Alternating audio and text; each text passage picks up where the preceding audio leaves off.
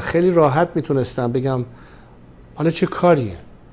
خیلی میتونستم بعد از تمام برخوردهایی که شد بگم من دنبال کار زندگیم. اما وقتی تو در وجدان خودت، در ماهیت خودت یک هدفی هست که حاضری جون تو در راهش بذاری، زنده بودن برای رسیدن به این نتیجه است که به تو اون شوق و اون باور و اون هدفمندی رو میده. ما هم این قرعه به ما افتاده، به نسل ما و نسل امروز، که قبل از هر چیزی برای آزادی مبارزه بکنیم.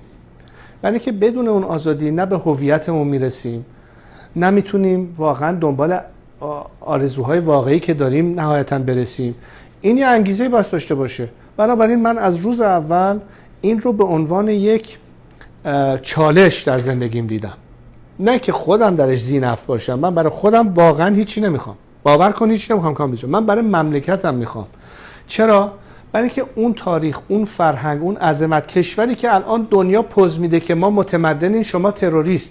میخوام بگم آقای امریکا که اصلا وجود خارجی نداشتی موقعی که ایران کوروش کبیرش اومد و برده های کلیمی رو در بابل فتح کرد و آزاد کرد، حقوق بشر از ایران صادر شد. ما چیز وارداتی در این ارزش ها نداریم.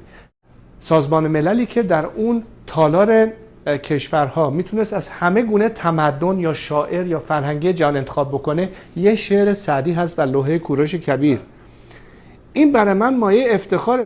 من دنبال این هستم که این مردم برگردن به اون غرور و افتخاری که داشتن، نه که مغرور باشن ولی غرور داشته باشن.